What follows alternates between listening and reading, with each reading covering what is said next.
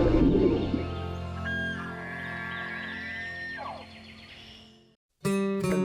Afield. Every week, Kentucky Afield brings you features on hunting and fishing across the state. What a nice fish. It's an opportunity to hopefully get that bird in the lake. Hey, we got another one over here. There he is. Ooh, a nice one too. Boy, he's healthy. What do we got? That was awesome. Got the first jump. Barely made it out of the field. Got one big smallmouth. Very nice. Double point, they're in there. There they go. Look at that joker. Woo! That's a good one there. Look at that. Beautiful. Whoa, this is a good one. That's better than good, Chad. Hello, and welcome to Kentucky Afield. I'm your host, Chad Miles. Join us as we journey the Commonwealth in search of outdoor adventure. This week, we're headed to Bardstown, Kentucky to fish Sympson Lake for largemouth bass. Then we're headed to Minor Clark Fish Hatchery to learn a little more about the musky spawn. But first, it's May, and it's time to go to Reelfoot Lake for some bluegill fishing.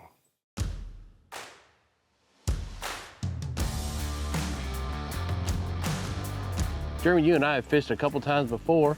Last time we were chasing crappie. We're on Reelfoot Lake, and there are a lot of crappie here, but that's not what we're going after today, is it? No, today, this time of year, Reelfoot, the crappie fishing, although it is awesome, it gets outshined by these giant bluegill that Reelfoot has to offer. It's just such a picturesque place. It's a different lake than anywhere else you're gonna fish in the state of Kentucky or Tennessee. This lake, if you've never been here before, is one of the more picturesque locations and one of the best pan fisheries in the nation. And today we're gonna hopefully find some bedding bluegills. Is that the plan? Yes, we're gonna be looking for bedding bluegill. Now, we had that big storm come through a couple days ago. It kind of pushed them off the bed. Now, today you're gonna get a little bit of a treat. You're gonna find out how to catch them when that happens and they get pushed off the beds. Okay. We're gonna be fishing timber for the most part. Okay. Instead of the bed, we're looking for limbs or logs, and they will start new beds on those when they get pushed off of the beds that are on the banks. Okay. So what type of technique are we gonna use? There's a million ways to catch a bluegill. We're going back to Granddaddy's way. It's a bobber and a cricket. I don't care how old you get. When you see that bobber go down, you are sitting under Evely Bridge in Breckenridge County, Kentucky with Papaw, and you're catching them bluegill. Oh man, it does. It takes you back to your childhood, that's for sure. Let's make this happen. Let's go out here and catch some fish and get started. I'm actually excited right now. Well, let's get it going, Let's man. do it. Little light wire hook, save you from retying all day. Just has his weight up here a little bit above it, and then this is just a little slip that stops it from coming down, and then you see this little piece right here allows you to set your depth. I mean, this is a method that's been around forever and ever and ever. Ever. This is going to be a cool trip. If my bobber goes down and I'm looking at an osprey or a bald eagle, just let me know. All right. Come on, fish.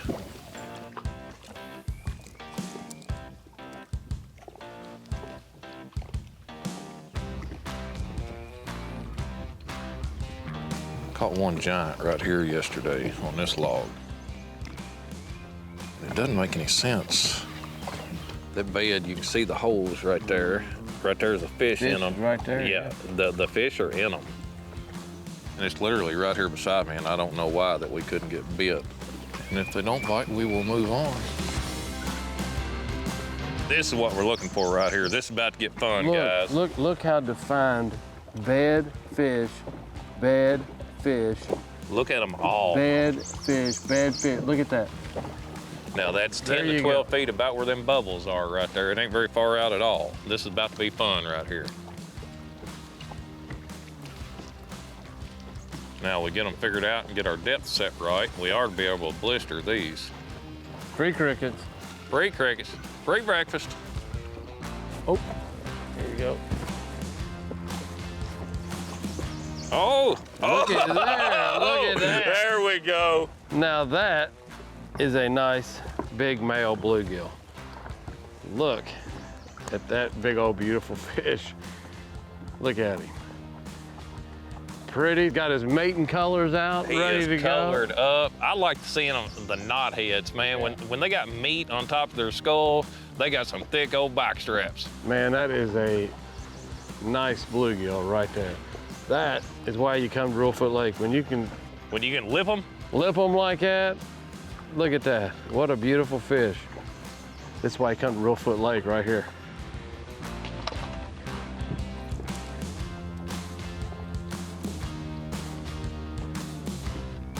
You get licked?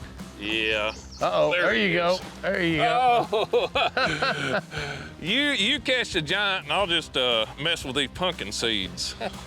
There right there is a female pumpkin seed. She ain't colored up real hard because of being a female, but you can see the turquoise stripes on her and that big old fat belly on her. She's actually, there's eggs coming out of her right now. Yeah, she sure is. I'm gonna get her back in there. Yep, real fast like. Here we go. Oh, it's a good one. Oh boy. Another good one. Oh my gosh. That is a tank. I'll tell you what, that puts a smile on your face. Look at that rod tip bent all the way over. Puts a smile on your face. I don't care how old you are or how many times you do it. Yeah, you can do this every day. People ask me all the time, do you get tired of fishing? Nope, not for 1 second. Look at that. And that right there is exactly why. Just big old fat, healthy, thick bluegill. Look how thick they are across the back. Just a beautiful fish. And there's a bunch of them down there. We're seeing them right here on beds. You can't see them through the watercolor. It's rained, and this water's normally stained up anyway. Yeah. It's kind of swamp-like. Yeah, kind of swamp-like. But we can see where they're on the. We can see where they're on the bed. Look at that. Looky there. This is what it's all about right here. Just come out here and throw it. Keep it simple. Keep it simple. Keep a little slip bobber.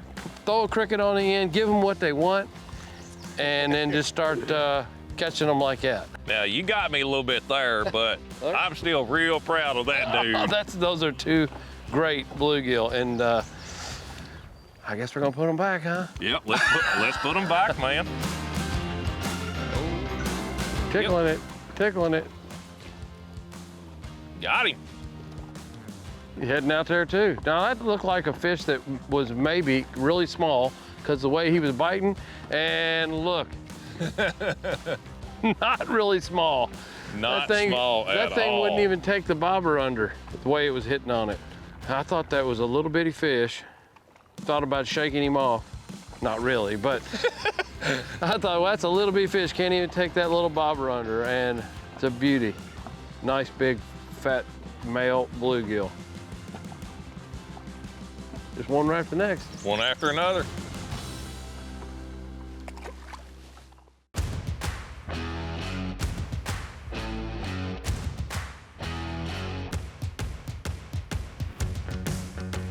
Oh, where is that thing going to? That thing is headed out. Look at that. Oh my. When I think they can't get any bigger. And here comes something like that. Look at that. That's a nice bluegill right there. There you go. Oh yeah.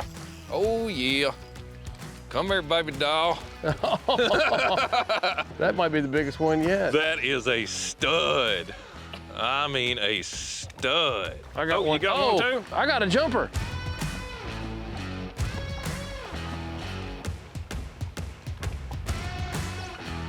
This is a bluegill that you're not gonna turn down anywhere. Oh no, no. Man, look at look at the size of that. What do you think that thing weighs? It's close to a pound. 3/4 to a pound? Yeah.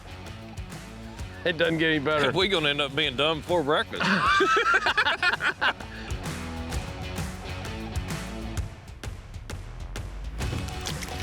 Uh-oh. Oh, get off it. Oh. Look at that. Oh my goodness. Oh my goodness, Chad Miles, what'd you do over there? Look at that. I tell you what, we made a little move because the wind was so strong, it was blowing the bobber in our bait. About 30 seconds later, reeled that bad boy in. Hey, you know what? We're seeing several down there on the graph, so I got a feeling that could be some more in there.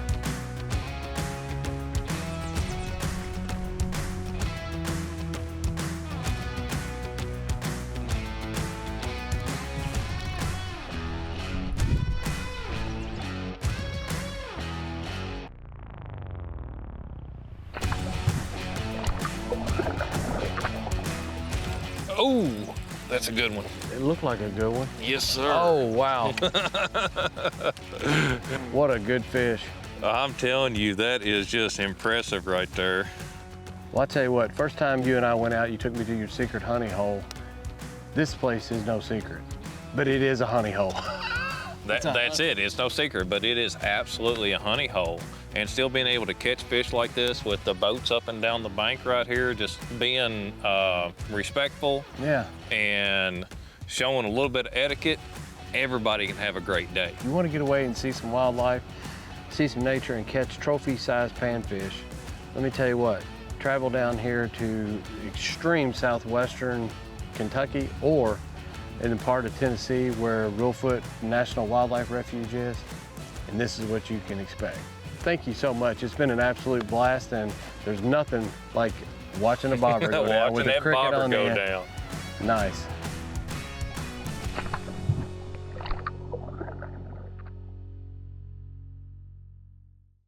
Kentucky has a lot of municipal lakes, and most of them are open to fishing.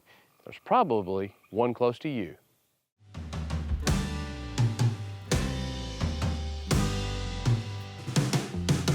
Good to see you, man. Good to see you, man. Today, we're out here in Bardstown, Kentucky on beautiful Sympson Lake. I'm here with good friend Billy Parrish. And Billy, you live here in Bardstown, born and raised.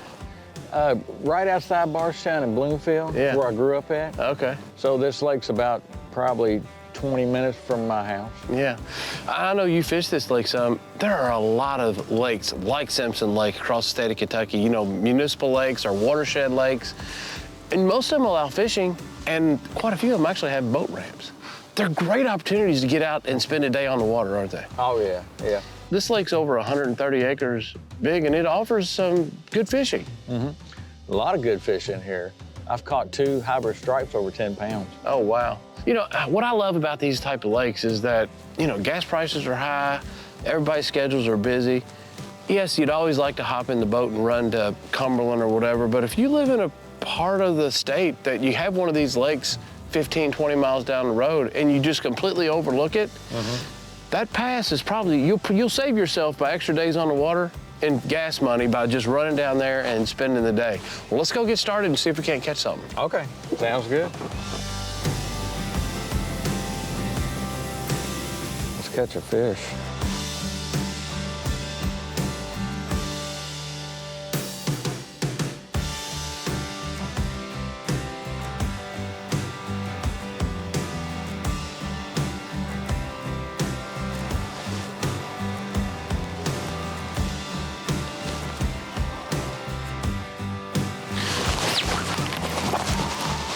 We got something here. Oh, a little one. Yeah. Well, we'll take him. I'll tell you what, that thing thumped it, and then my line just started moving, which a lot of times indicates it could be a big fish. This time I got fooled. We'll take it.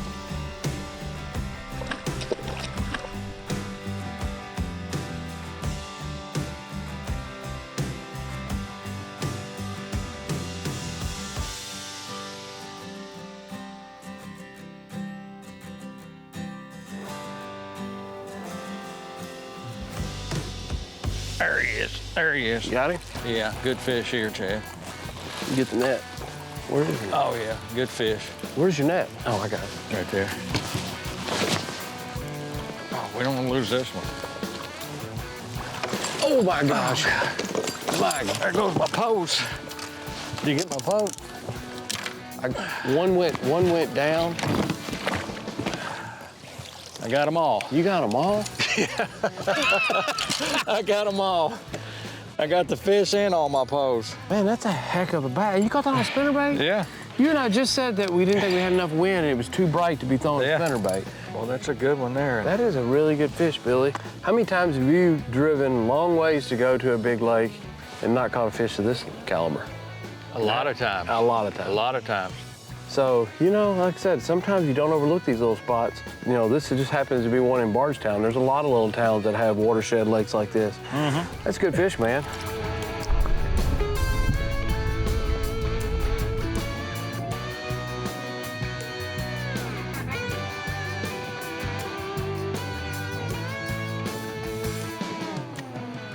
You got a fish. You got a fish. Oh, man. Little dude. He was running with it like he was going to be somebody. That, you know what? That's the third or fourth bite I've had on this little Cinco, and 2 of them have been this little.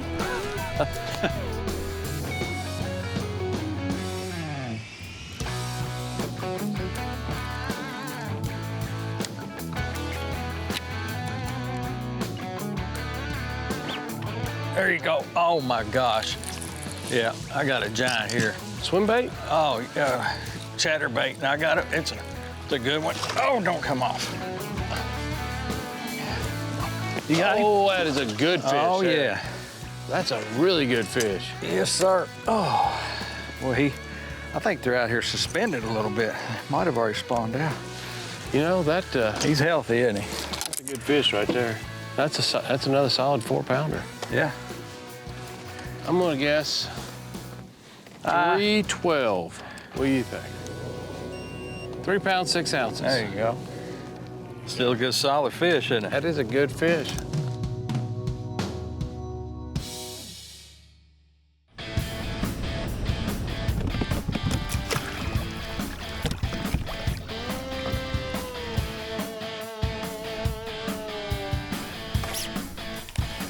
You got him? Yeah, he's not very big, but I got him. Decent fish. Another fish off wood right there on the old Cinco. I've got those little fish dialed in. You got those big ones dialed in. Hey, I'll sit out here and do this all day, though. This is a lot of fun. My fish need some food to eat, you know?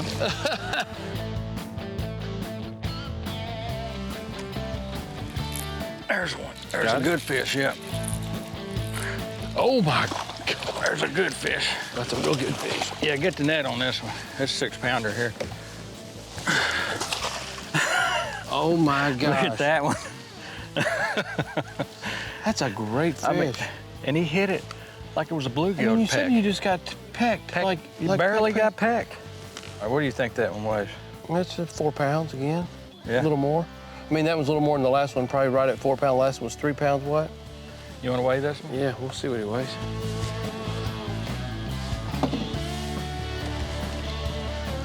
I do have my scale trained to where it knows if it's my fish or your fish. It weighs them totally different. I wouldn't doubt that. 4.0. Pretty good. Yeah, pretty good. Pretty good guess, wasn't it? Pretty good fish right there. That's a nice one, man. On Yeah. a lizard. On a lizard.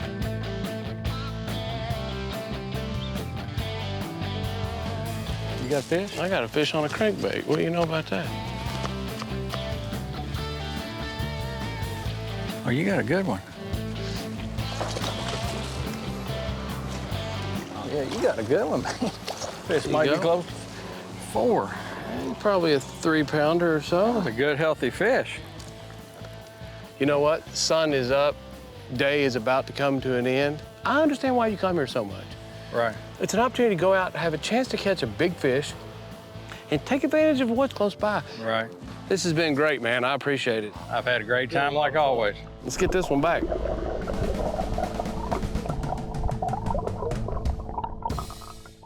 For every muskie that's caught here in the state of Kentucky, there is a team of fisheries biologists that worked hard to put it there. I'm here today with Mike Harden. Mike, I know you've been with the Fisheries Division for a long time, and you're currently program manager and assistant director, but a lifetime muskie fisherman. Lifetime. I grew up, first place I ever swam was at a riffle at the mouth of Warks Run Creek. Oh, yeah. And of course that's impounded by Cave Run now, and it's also a good muskie place. We recently just spent some time at Minor Clark Fish Hatchery, which is pretty important for the muskie population here in Kentucky. Clark Hatchery is the only hatchery, we've got 2 hatcheries, and that's the only one that grows muskie. So actually the trying to reintroduce muskie into our waters in greater numbers kind of started very close to Cave Run Lake. How many years ago? That's, well, interesting. It's 1973, so that puts it at about 50 years this year. Okay. So You know, we ought to commemorate that and go musky fish. I couldn't agree more. I could think I caught my first muskie with you in the boat at Cave Run Lake. Yes! That is awesome. That time of year is not that far away. It'd be time to go try it again. Here at the end of summer, when we start seeing some cool nights, it'll be time to get out the bucktails and go give them a shot. So tell me a little bit about what the department does in the process of raising muskie to be released back into our Kentucky streams and lakes. We get fish from the local waters, usually out of the tailwaters or the lake, and we bring them to the hatchery. And of course, then we go through the hatchery protocol to induce spawning. We're located just below Cave Run Lake here, so we have easy access to the brood fish, and we're able to maintain brood stock on site as well.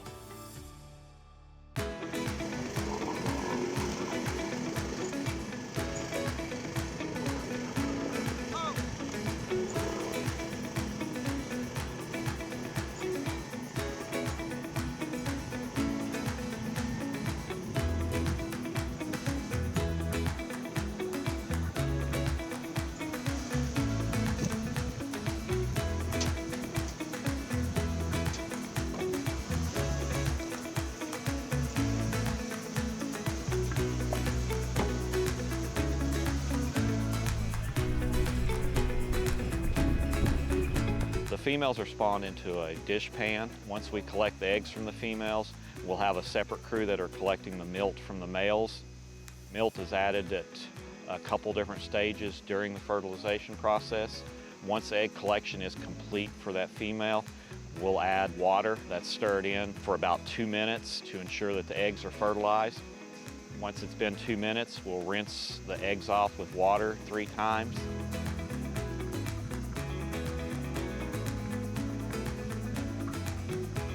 And then we'll add diatomaceous earth stirred into the eggs. That is allowed to sit on the eggs for about a minute, and then we'll rinse 3 times.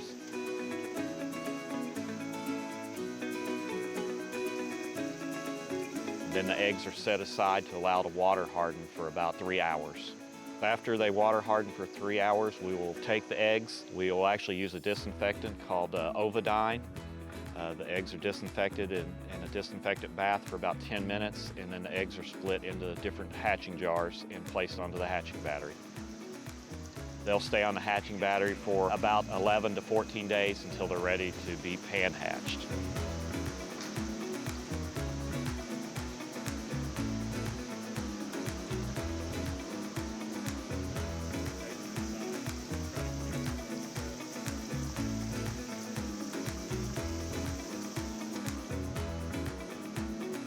After we pan-hatch the eggs, they're placed into trays inside our tanks here.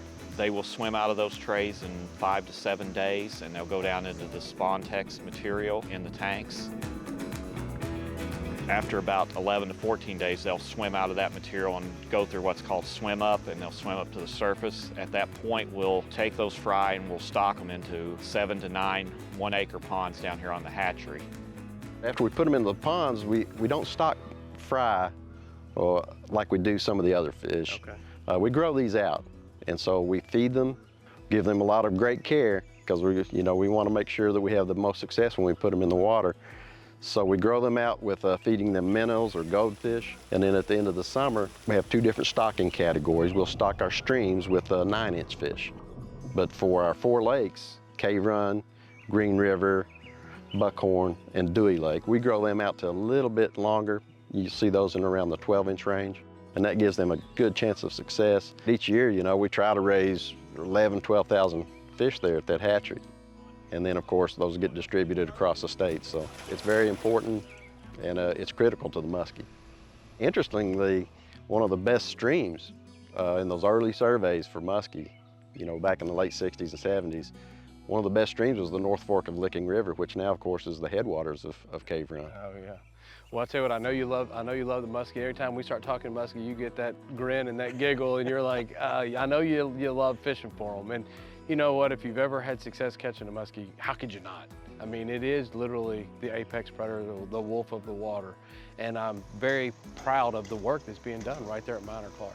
Yeah, the work that's being done now and really the foundational work that some of our early biologists here at the Kentucky Department of Fish and Wildlife did. You'll see their work cited in many of the other states' musky programs as well. Well, thank you so much for spending your time with us today. And Thanks, Chad. next time it'll be, instead of standing by water, we'll be on the water. In How 6 about that? weeks, in 6 weeks, let's hit it. Let's do it. Now let's check in and see who else has been out having fun in this week's Ones That Didn't Get Away. Here we have our old buddy Eric Taylor, who caught this nice common carp at Salem Lake. Check out this beautiful white crappie that was caught by John Carter at Kentucky Lake. Nice fish. Father and son Ricky and Caden Young were able to double up this spring in Hart County, Kentucky. What a hunt. For this Memorial Day weekend, here at Kentucky Afield, we'd like to remember and honor all of the men and women who made the ultimate sacrifice for our freedoms. And remember, hunting and fishing on private property is a privilege. Always ask permission and thank the landowner. Until next week, I'm your host, Chad Miles, and I hope to see you in the woods or on the water.